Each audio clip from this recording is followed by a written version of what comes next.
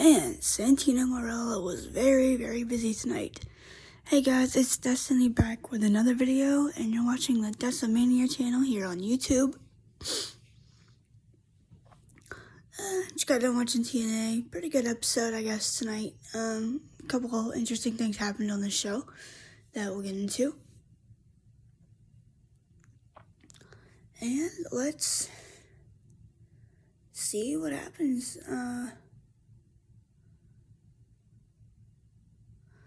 Let's see what happens in the next few weeks, because we got a lot to talk about for this episode. That's going to be going down in the next couple weeks. So, without further ado, let's review this TNA episode. This is your TNA Wrestling episode review for April 3rd, 2025.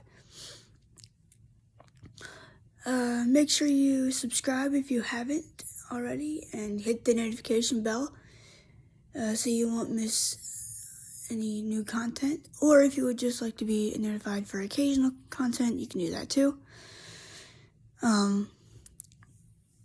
Hit the like button also, share the video, and comment down below. Y'all know what to do.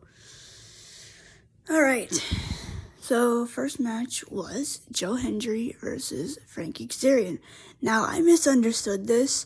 See, I thought they were gonna crown a number one contender for the, or not Joe Hendry, sorry, Elijah versus Frankie Kazarian. I'm sorry. Joe Hendry was out there though. He was on ringside. And my first thought was, okay, why are they giving the Call Your Shot Gauntlet winner a number one contenders match when he's already got the title shot? But I misunderstood it. They were gonna announce it later on in the night who it was. And Kazarian won because Joe Hendry basically, he got shoved into Elijah by Frankie. Frankie picked up the win on Elijah from that, and then Joe basically tried to beat the crap out of him, and he was taken to the hospital for an injured shoulder, they would tell us later. I guess I'll just go ahead and tell you that now. I don't know if it's storyline or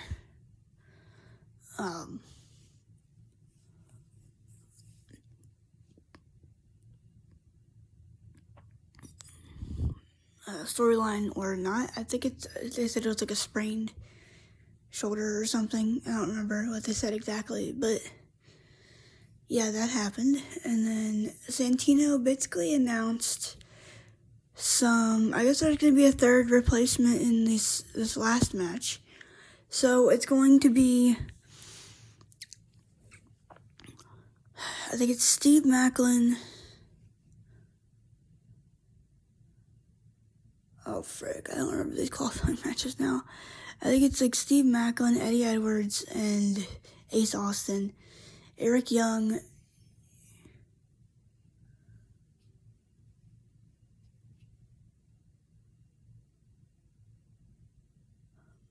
I think Zachary Wentz and JDC, I guess, are going to be in there now. And then it's going to be freaking Mance Warner, AJ Francis, and Sami Callihan, I guess. It's going to be, I guess those are the matches.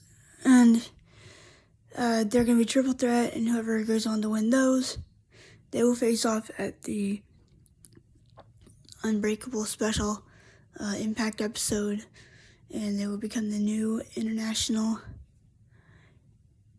TNA International Champion, which I'm kind of glad they got rid of the Digital Media Championship. The only time I was ever interested in it was when Joe Hendry had it, and then when Crazy Steve and probably Tommy Dreamer. And yeah, I know probably a lot of people are going to be like, what? Why would you want Tommy Dreamer to have that? Look, I've stated it before, Tommy Dreamer is one of my favorite wrestlers of all time. Not just in ECW, but I was kind of glad to see him get a title for all the stuff that he has done for the business. I like seeing stuff like that happen to people like that. I'm sorry, but it's just my opinion. Anyway, I'm kind of glad they did away with that, because it kind of sucked. I don't know, Joe Hendry, Tommy Dreamer, and Crazy Steve are kind of the only digital media champions that I had any interest in. But, yeah. The system claimed they were going to have a public firing. So this kind of didn't, something tells me that Moose is going to be kicked out soon. So I think he might leave on his own. And here's why I think that. Let's get into the segment first, and then I'll talk about why I think that. So Eddie Edwards comes out, and he basically asks all the system members, are you in? Moose is about to answer when Cody Deaner comes out, and he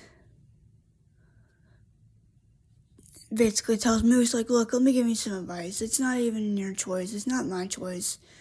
They kind of want you to resign. It's their choice, people's choice. And Moose, he goes, they're kind of right.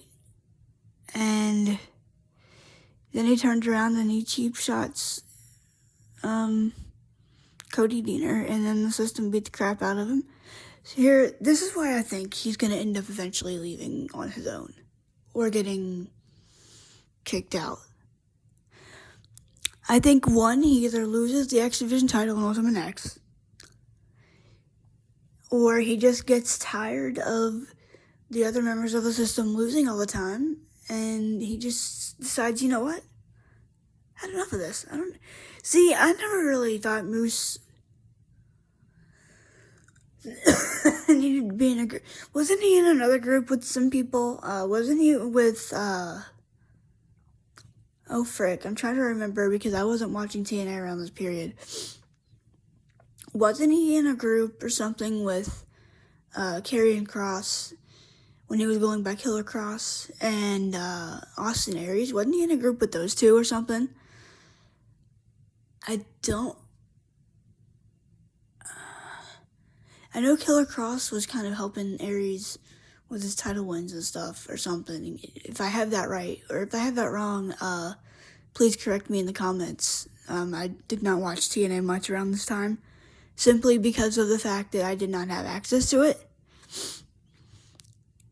I didn't know what channel it was on because they kept freaking changing all the time and all that stuff. But I don't know. I think Moose would do a little better by himself.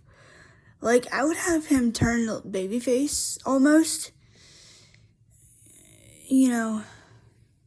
Kind of slow burn it, but, have him defend the X Division title and have him kind of earn, because the fans kind of seem to like him. And there's a percentage of the fans that seem to like him. He's a good wrestler. I just think his character needs a little bit more development. I kind of like to see him branch out on his own. I know he was in that group when, although it was short-lived, with, I think it was him, Bully Ray, Brian Myers, and Leo Rush a couple years ago.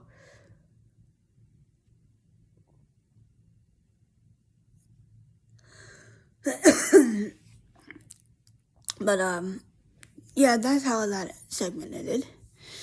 Let's see. Jakara Jackson and Lash Legend took on Spitfire, Legend, and then Jackson ended up winning the match. There's a lot of NXT representation on this show tonight that was actually pretty cool to see. So that happened.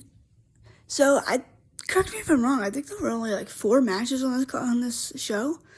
Because then, they had the thing where Santino had the Digital Media Championship stripped, which I'm kind of glad they did, with Steph DeLander and Mance Warner. Mance Warner, I kind of like his character so far. I kind of like that he's that just, I don't know, he kind of reminds me of another wrestler, but I can't remember who exactly.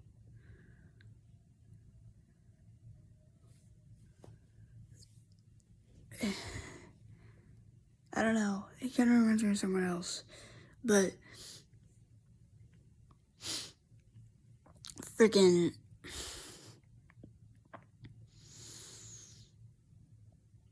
oh frick, there's another match on this card. Santino also had he got introduced to one of Mike Santana's friends. His name's Derek or something like that. He's apparently a recovering alcoholic or something. I don't really like this storyline. I like that they're doing the matches and stuff with him and Ali with Mike Santana, but I don't like when... I guess as long as they're okay with it, because I never really liked when they would put somebody's personal problems just to get cheap heat. But, I mean, I guess if it helps them to talk about it, then, I mean, I'm fine with it, I guess. But I just hope that they're comfortable with it, you know. But I also don't want them to, you know, like, I feel like this would be a Vince McMahon thing where he would tell them to say that they're comfortable with it even though they're not. But I don't know. I don't know how I feel about this. The Good Hands took on the Hardys after they kind of said that they were going to beat up the Nemeths at Rebellion, which I really don't even know what happened with that match. I don't know what happened. Did that match get thrown out or something? I don't remember who won. Because I don't even think did they throw the match out, or was there a winner? I don't remember exactly. I turned away for a little bit. But yeah, and then they had the Tessa Blanchard, Jasmine Nix, and JC Jane versus Zaya Brookside, Liang Lee, and Masha Slamovich. It was a pretty fun little match. Tessa and company got the victory, and then Frankie Kazarian came out to the ring for the closing segment, and he said, "You know what? I'm cashing my title shot in at Rebellion." So one of two things is going to happen, and I'll get to this in a minute too. Ethan Page walked out. And I was like, oh, okay, that's cool. That's another member of the North. I mean, Josh Alexander just left. I kind of would have liked them to get back together for a little bit, but it's just me. I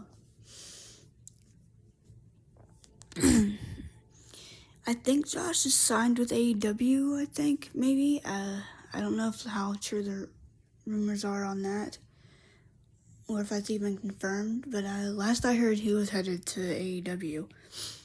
Maybe, but, dang it, I would really love to see him go up against, AJ, and up against Punk, and people like that. I don't know, I'd really like to see Josh Alexander in WWE. I just kind of would, I don't know, but, I don't know, AEW's storytelling as of late has been a little, for me, anyway.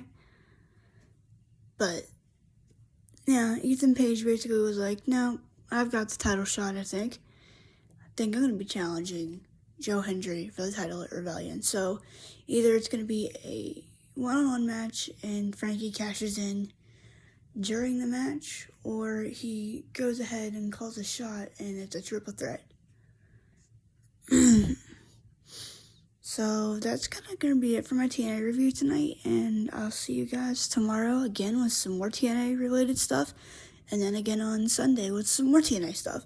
So there's going to be some TNA stuff thrown your way in the next couple days, and then we'll get back to the WrestleMania reviews probably on Monday, and then, I don't know, we'll go from there. Got some big anniversaries.